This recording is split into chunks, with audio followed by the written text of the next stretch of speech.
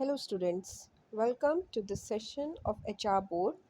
My name is Nandini Shukla and I teach you NTA UGC NET Paper 2. Subject code is 55 and subject name is Labor Welfare. Let's start our today's class of the most important MCQs. These are all previous year questions which I am discussing in today's class and most expected for December 2024 exam.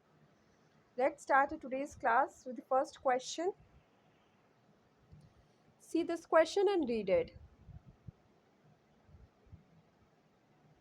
I know मैंने ये आपको question solve करवाया लेकिन by mistake मैंने इसका answer आपको balance sheet system दिया था.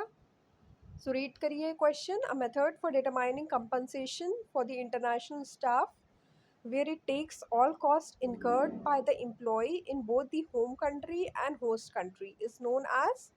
The answer of this question should be budget system. Okay, not the balance sheet approach. So इस क्वेश्चन को आप लोग करेक्ट कर लीजिएगा. ठीक है.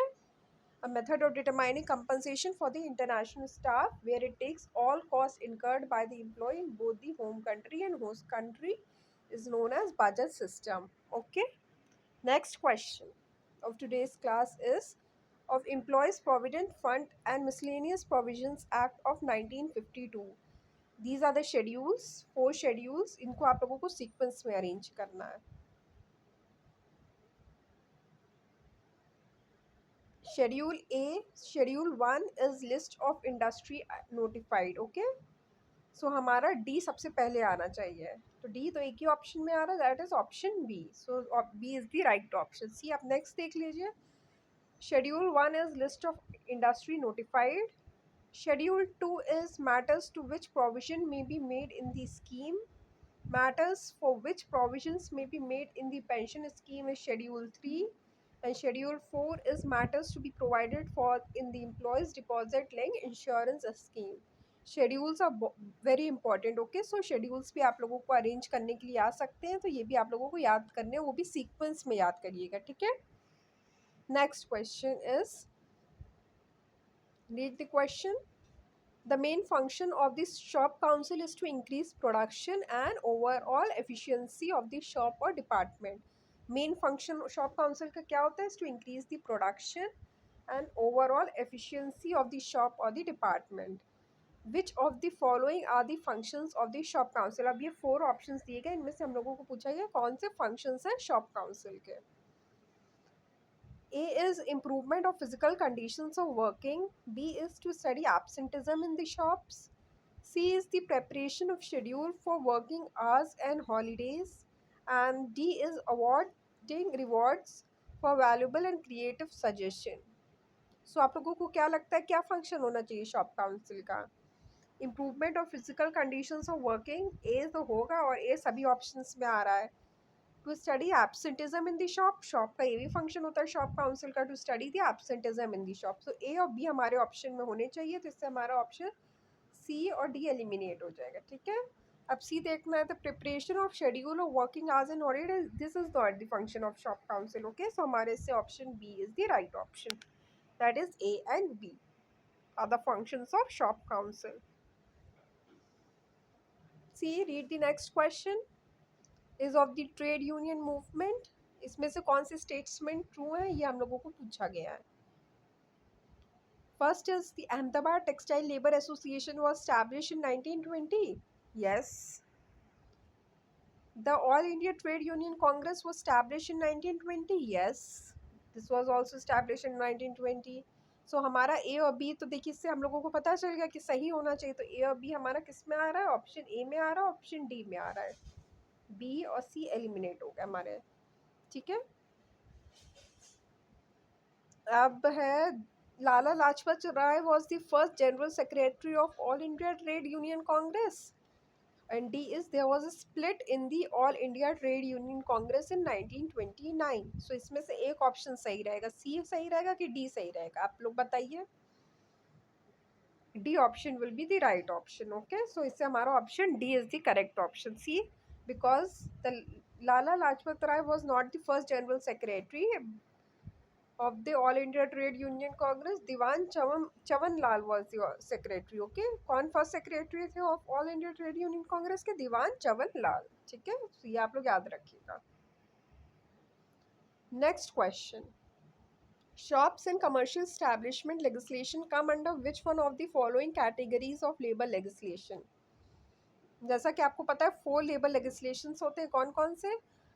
Welfare legislation, social security legislation, protective labour legislation and wage legislation.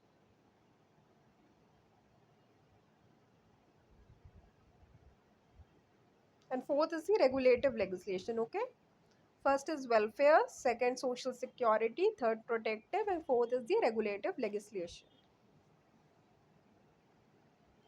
So इसमें से बताइए शॉप्स एंड कमर्शियल स्टैब्लिशमेंट कौन से लेबर लेजिस्लेशन में आएगा? It comes under the protective labour legislation.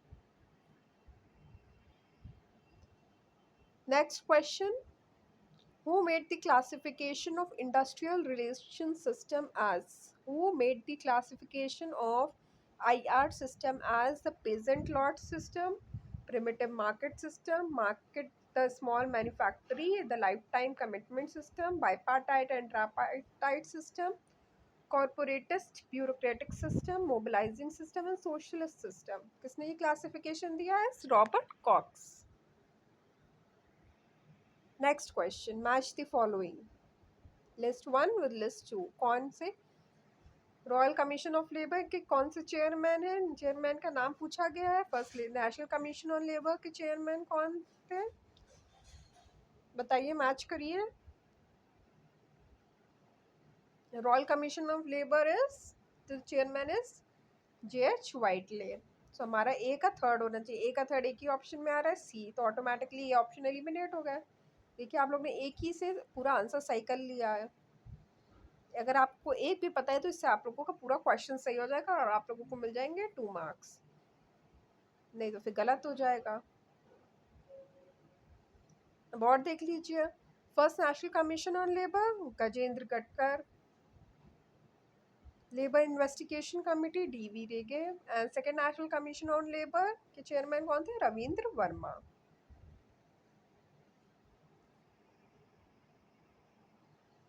Read the next question. Is of the Provident Fund Act 1952. ये schemes हैं, 4 schemes हैं, इनको सीक्वेंस में अरेंज करना from earliest to latest. Employees pension scheme, family pension schemes, employee deposit linked insurance scheme and employees provident fund scheme.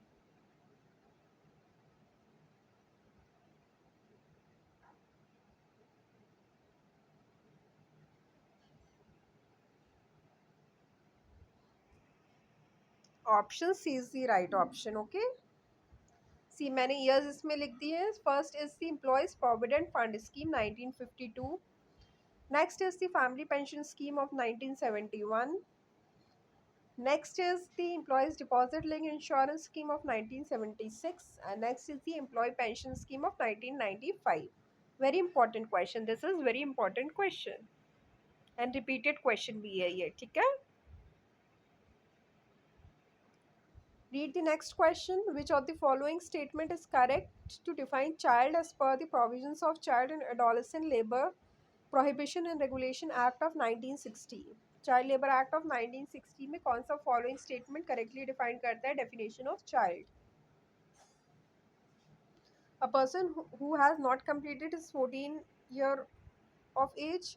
A person who has not completed such age may be specified in the Right of Children to Free and Compulsory Education 2009.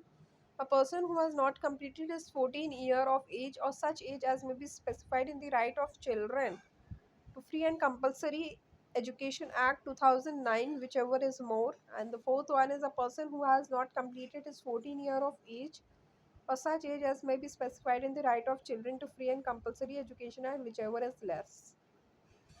So इससे आपका option हो जाएगा C. Option is the right option.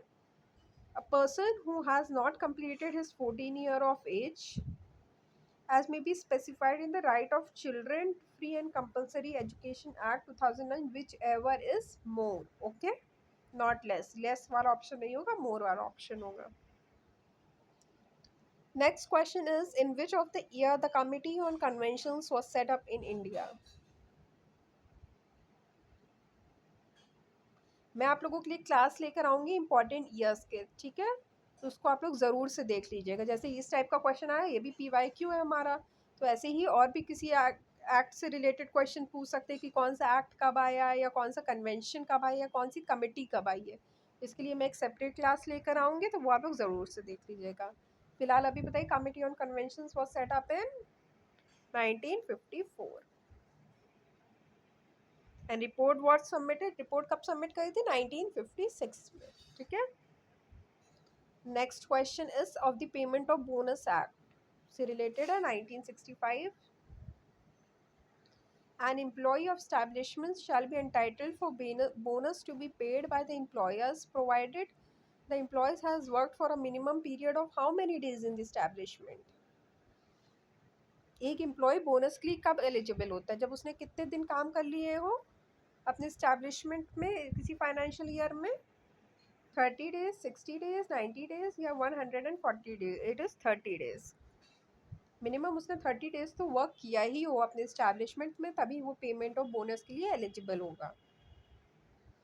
Next question is match the following list 1 with list 2।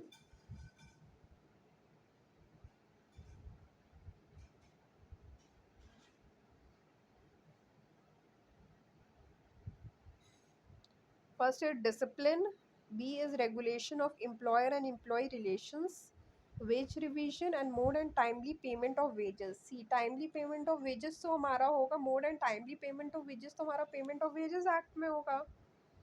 सो हमारा D का first होना चाहिए। अब D का फर्स्ट तो 3 ऑप्शन में आ रहा है, तो अभी हम लोग एलिमिनेट तो सिर्फ और सिर्फ एक ऑप्शन को करा दी। अभी भी हमारे पास थ्री ऑप्शंस हैं। So regulation of employer and employ relations, employer and employ relations की अगर बात हुई है, वेज रिवीजन तो मिनिमम वेजेस एक्ट में होगा, तो सी का हमारा हो जाएगा फोर्थ। सी का फोर्थ भी हमारा 2 ऑप्शन में आया, तो हमारे से ऑप्शन सी एलिमिनेट हो जाएगा। तो ए और डी में अब क्या होगा हमारा?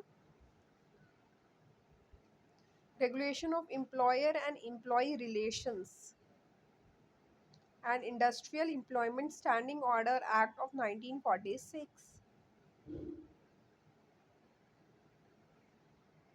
सी, इससे हमारा ऑप्शन हो जाएगा फर्स्ट ऑप्शन राइट ऑप्शन हुआ। कैसे? डिसिप्लिन की बात हुई है industrial employment standing orders act में।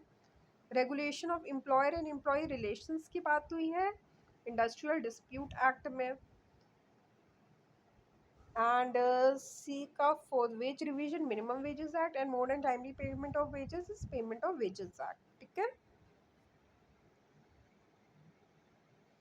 Next question, the out worker is defined under which of the following legislation?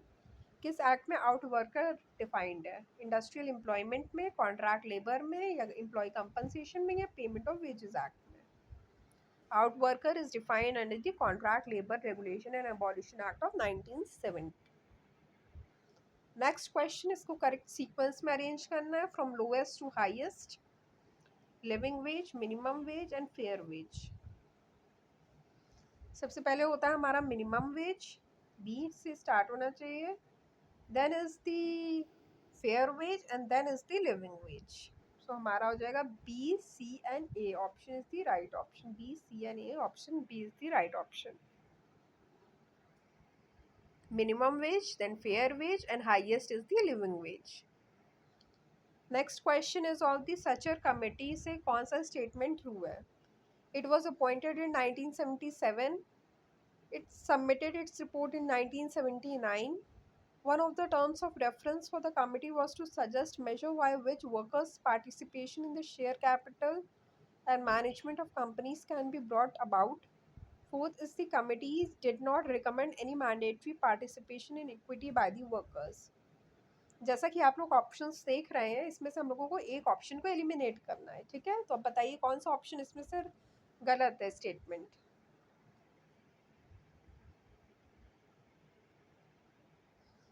Option C is the right option. A will be the right option. C is the right option, and D is the right option. Okay, it submitted its report in 1978, not 1979.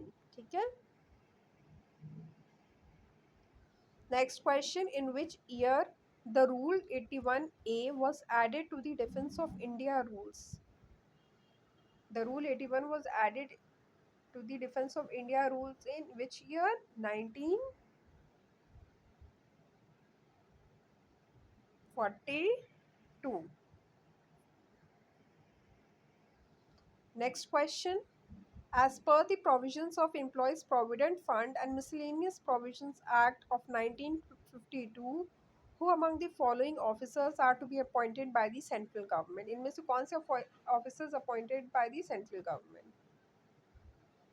As per the Employees Provident Fund and Miscellaneous Provisions Act of 1952, कौन से officers हैं जिनको appoint किया है central government ने? Central provident fund commissioner, chief accounts officer and insurance commissioner or financial advisor? Is the financial advisor. A, B and D is the right option. Insurance commissioner is not appointed by the central government. Thank you so much, student. I hope you will find this session valuable and informative. If yes, then please like the class, share with your friends and comment also if you have any doubt related with this class, and also subscribe my YouTube channel for more information related to the class. Okay, thank you so much. Take care. Bye bye.